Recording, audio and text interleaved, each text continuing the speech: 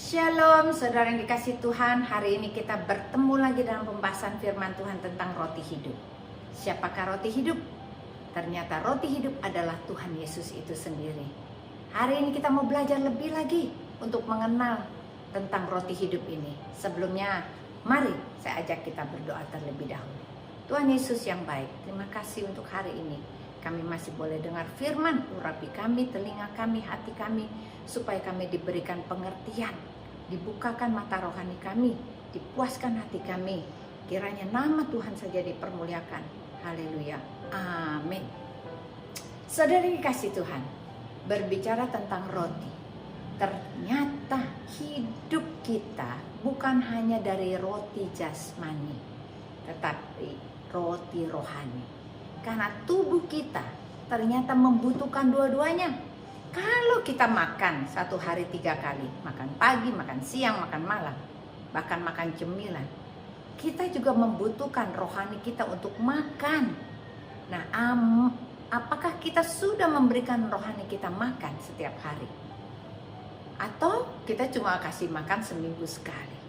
Kalau kita cuma datang ke gereja seminggu sekali, berarti makanan rohanimu itu sedikit, sehingga tubuh rohanimu kurus, lemah, sakit-sakitan, gampang diperdaya oleh iblis. Tetapi kalau kita, tubuh rohani kita itu makan firman setiap hari, maka tubuh rohani kita itu menjadi besar dan kuat, tidak terkalahkan. Bahkan setan-setan akan takut kepadamu. Mari kita lihat ayatnya. Yohanes 6 ayat 51 berkata begini. Akulah roti hidup yang telah turun dari surga. Jikalau seorang makan dari roti ini, ia akan hidup selama-lamanya. Dan roti yang kuberikan ialah dagingku yang akan kuberikan untuk hidup dunia. Yohanes 6 ayat 54 sampai dengan 56 berkata begini. Barang siapa makan dagingku dan minum darahku, ia mempunyai hidup yang kekal, dan aku akan membangkitkan dia pada akhir zaman. Sebab dagingku adalah benar-benar makanan dan darahku adalah benar-benar minuman. Barang siapa makan dagingku dan minum darahku, ia tinggal di dalam aku dan aku tinggal di dalam dia. Saudara yang dikasih Tuhan, jemaat Tuhan yang kudus, engkau adalah umat pilihan Tuhan. Tuhan berkata, akulah roti hidup yang turun dari langit. Dan aku ini datang untuk menyelamatkan dunia. Berarti Tuhan berkata, barang siapa makan dagingku dan minum darahku, ia akan mendapatkan kehidupan yang kekal dan akan dibangkitkan nanti pada akhir zaman. Apakah engkau percaya bahwa engkau akan dibangkitkan nanti pada akhir zaman dan hidup bersama dengan Tuhan Yesus selama-lamanya? Banyak orang gak percaya, dongeng, jangan-jangan itu cerita yang gak benar. Orang mah mati-mati aja. Kata siapa? Janji Tuhan gak pernah palsu, karena semua tertulis dalam Alkitab. Tuhan berkata, barang siapa makan dagingku dan minum darahku. Apa yang dimaksud dengan daging? Daging Tuhan, tubuh Tuhan adalah roti hidup, adalah firman Tuhan. Karena Tuhan Yesus sendiri berkata, akulah roti hidup, akulah firman yang datang dari surga. Kalau kita makan, maka ia akan hidup di dalam kita dan kita hidup di dalam dia. Mari kita lihat ayat selanjutnya. Berarti hal yang pertama, hari ini kita mau belajar, roti adalah firman Tuhan. Yohanes 6 ayat 63 berkata, rohlah yang memberikan hidup, daging sama sekali tidak berguna. Perkataan-perkataan yang kukatakan kepadamu ini adalah roh dan hidup. Yohanes 6 ayat 65. Lalu ia berkata, sebab itu telah kukatakan kepadamu, tidak ada seorang pun yang dapat datang kepada Bapa kalau Bapa tidak mengaruniakan. kepadanya. Tidak ada seorang pun yang dapat datang kepadaku kalau Bapa tidak mengaruniakannya. Berarti kita harus mengerti, engkau dipilih, aku dipilih untuk menjadi umat kesayangannya. Pada saat kita dipilih, kita terima Yesus dan Yesus masuk ke dalam hati kita. Kita dicap dan dimeteraikan bahwa Yesus ini kita kepunyaannya Tuhan. Tetapi pada saat Tuhan membayar dengan darahnya, Dia sudah mati buat kita. Apakah Yesus benar-benar hidup di dalamnya? Apakah hidupmu benar-benar mengandalkan Yesus? Apakah engkau haus, lapar, dan dahaga akan firman dan kebenarannya?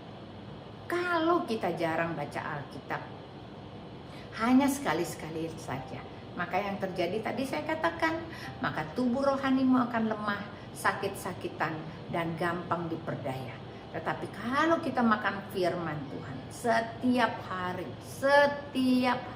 5 pasal, coba dimulai dari kitab Mazmur, Amsal, Pengkhotbah. Lalu engkau masuk ke dalam perjanjian baru, Matius sampai Wahyu. Lalu engkau kembali lagi kepada kitab perjanjian itu lama, yaitu mulai kitab Kejadian, kita baca lagi sampai Wahyu. Kalau engkau lakukan ini terus menerus, Tuhan akan membuka pikiranmu yang baru. Maka engkau akan dikenyangkan oleh firman Tuhan, tidak lagi mudah diperdaya, tidak lagi mudah ditipu. Dan engkau akan menjadi orang yang sangat kuat, yang militan, yang mengasihi Tuhan dengan segenap hati, segenap jiwa, dengan segenap kekuatanmu. Dan engkau adalah orang-orang yang bisa dipercaya oleh Tuhan, sehingga Dia bisa memakai engkau menjadi alat kudus di tangannya di akhir zaman ini. Itu kita harus mengerti. Pilihan ada di tangan kita. Kita mau hidup santai-santai, asal ke gereja, asal bayar perpuluhan, asal bayar persembahan, kita rasa udah cukup. Tetapi Tuhan katakan gak cukup. Ternyata makan rohani kita, makan roti hidup harus tiap hari. Sama seperti kita sudah makan tiap hari, yaitu makan pagi, siang, dan malam. Untuk kita menjadi kuat, untuk kita menjadi hebat, untuk kita bisa mengandalkan Tuhan dan dipakai oleh Tuhan. Seperti orang yang sedang sekolah. Kalau di dunia ini kita ada sekolah SD 6 tahun, ada sekolah SMP 3 tahun, SMA 3 tahun, dan masuk ke universitas 4 tahun. Kita sudah menghabiskan waktu kita. Dan setiap kali untuk naik tingkat kita harus ada ulangan. Apa ulangannya? Ulangan kehidupan. Demikian juga pada saat engkau membaca firman Tuhan, engkau memulainya, engkau mungkin tingkatanmu masih di SD. Dan saat itu ujian itu akan masuk ke dalam kehidupanmu dan kau selamat bisa melalui ujian ini dan kau naik tingkat sampai SMP. Di situ juga ada ujian lagi kehidupanmu, engkau lulus lagi, engkau naik ke tingkat SMA dan masuk lagi ke tingkat universitas. Karena Tuhan berkata, aku memurnikan engkau seperti emas.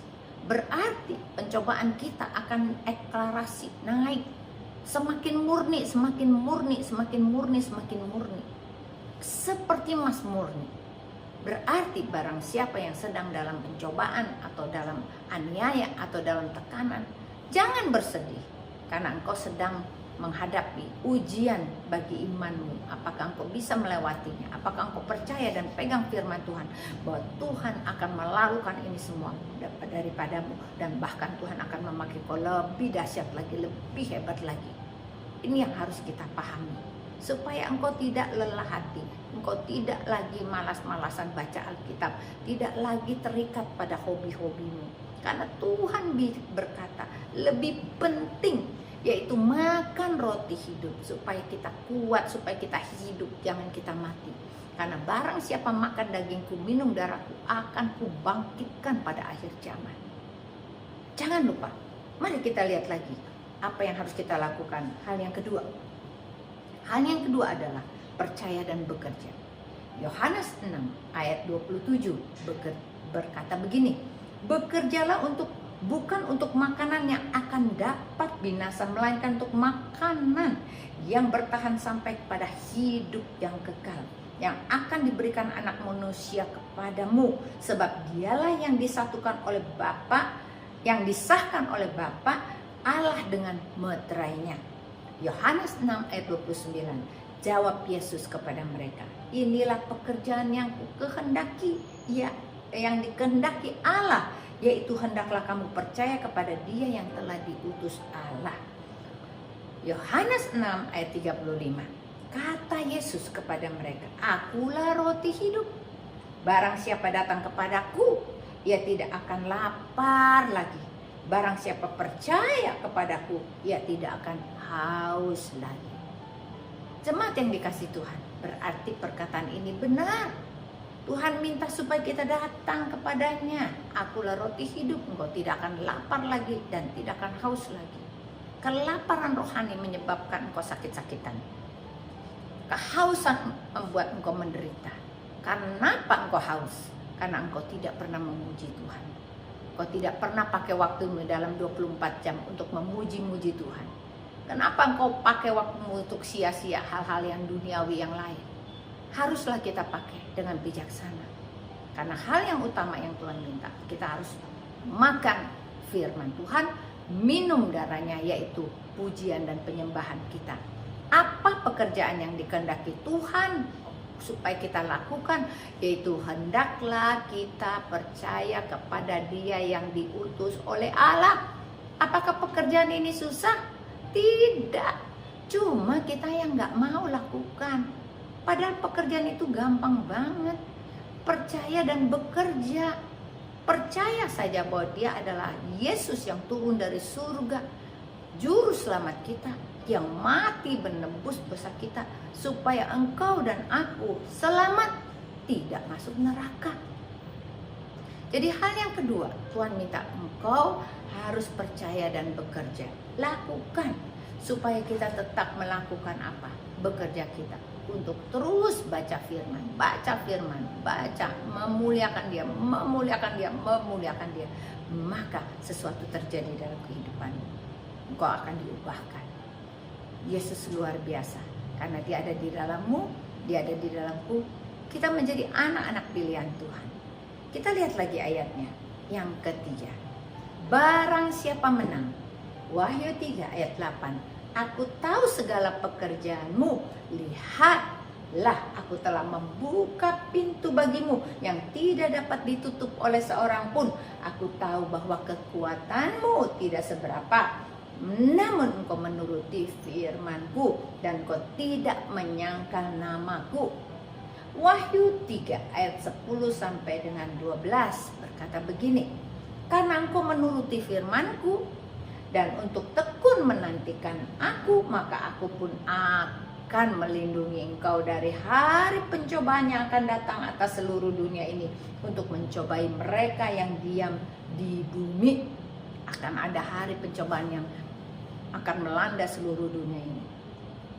Ayat 11. Aku datang segera.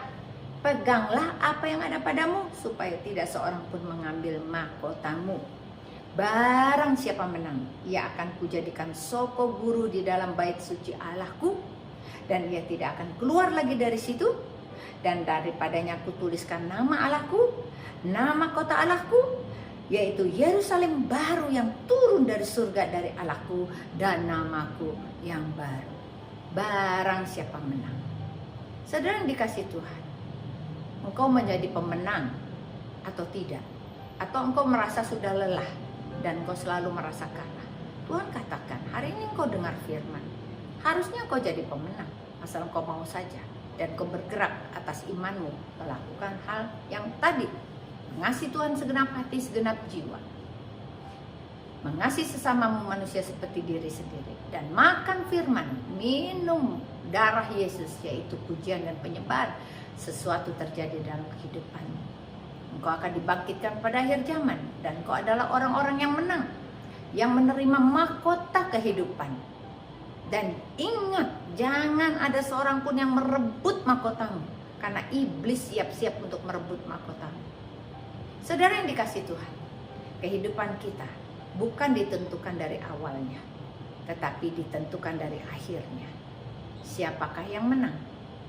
Walaupun dari pertama engkau begitu berangebu-ngebu mengasihi Tuhan, tetapi apakah di tengah-tengah sampai akhir hayatmu engkau tetap menggebu-gebu kepada Tuhan, mengasihi Tuhan dengan segenap hati, segenap jiwa. Atau justru godaan dunia membawa engkau semakin jauh.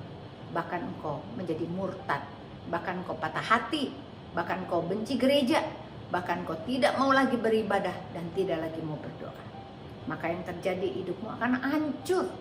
Padahal Tuhan berkata, jikalau engkau taat dan setia, kehidupan kekal adalah menjadi milikmu.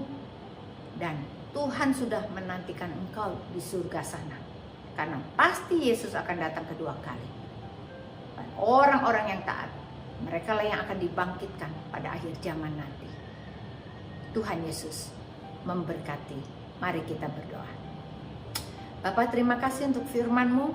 Biarlah terang-terai sempurna dalam hati kami. Ajar kami lebih lagi untuk percaya kepadamu. Ampuni kami kalau kami lemah, kalau kami saat ini tidak sungguh-sungguh mengasihi-Mu Tuhan. Kami tidak percaya kepadamu. Bahkan hidup kami adalah hidup duniawi, bukan surgawi. Tapi biarlah kami hidup di bumi, tapi pikiran kami selalu pikiran mengarah kepada surga dan menantikan kedatangan-Mu kedua kali. Terima kasih. Urapi semua telinga yang mendengar, urapi dan meteraikan dengan kuasa darah anak domba Allah yang akan terus ada di hati kami. Terima kasih untuk berkat firman-Mu. Di dalam nama Yesus, kita semua yang sudah diberkati, kita semua yang percaya katakan amin. Tuhan Yesus memberkati.